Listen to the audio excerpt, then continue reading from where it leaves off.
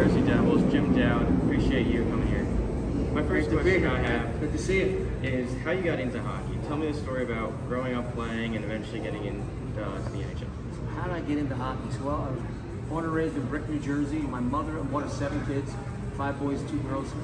Second youngest, my mother and my sister took me skating for the first time ever when I was 3 years old in 1971 at the Ocean Ice Palace, Brick, New Jersey.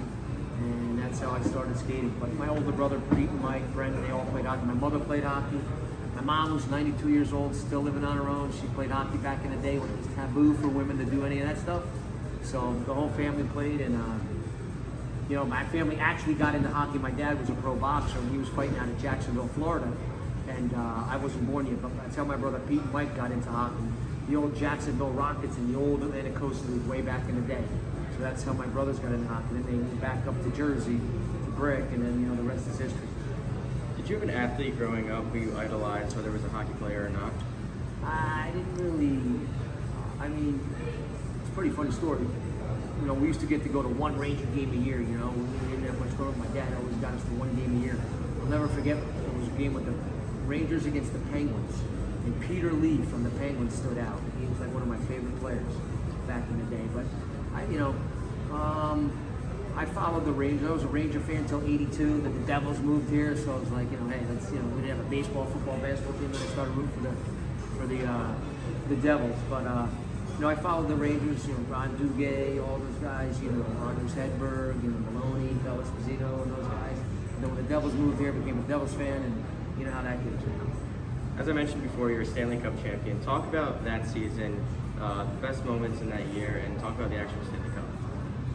No, it actually started the year before my rookie year in '94 when we lost to the Rangers in the conference finals in Game 7, double overtime. You know, we were that close, and then we regrouped the next year. We didn't have a great regular season. We actually came in 6th in the regular season in '95, but we 94, '95. But we just had a great run in the playoffs. Everybody was healthy. We got everybody back, and we steamrolled through the playoffs. We ended up 16-4. You know, and we just had a great mixture of, you know, 2 great goalies, Marty Brodeur, and everybody forgets about Chris Terreri. You know, Chris Terreri won the Boston series for us. For some reason, Marty had a tough time against the Bruins, and they lost the first 2 games at home, and then they played Terreri the next 4 games. We beat them 4 in a row, then they put Marty back in. And it was just an amazing run, and then we played, you know, the Red Wings in the finals, and they were the President's Trophies winner that year. We were nervous for them. We couldn't give them anything. And they were supposed to sweep us. We, in turn, you know, swept them. But we just had a great group of veterans, you know, middle-aged guys and some young guys, and it was a great group. I mean, that team, I don't think that team would lose 8 to 10 games this day and age. We had a combination of everything. While you were playing, did you have any teammates who you thought were the funniest people that you played with? Come to think of it, Cole to me was pretty funny. God, I know people, but he's the best guy to have on your team. But he was a character.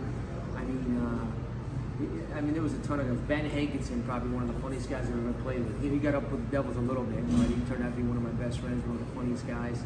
But there's a ton of good characters. Can you talk about what it's like being in an NHL fight, you know, before, after, and during?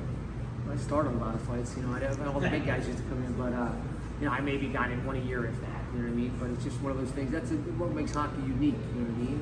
It sort of polices itself. You know, and you go in timeout for 5 minutes, you don't have to come back in the game. You know, but those big guys, Mike Peluso, Randy McKay, those guys are a different breed, and they're very special to teams. You know what I mean? If you look around the whole league, everybody's got a few of those guys, and it's a very important role. If you weren't playing hockey, if you never played hockey, would there be a sport that you would have played instead? Baseball. I played hockey and baseball all through high school, even my senior year.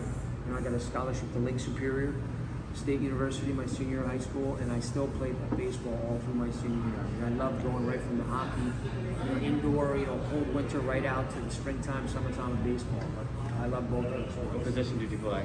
I played shortstop growing up, and then in high school I caught. I played a little bit of everywhere. I caught, played basically almost everywhere. Thank you for your time. I appreciate it a lot. Thanks for having me.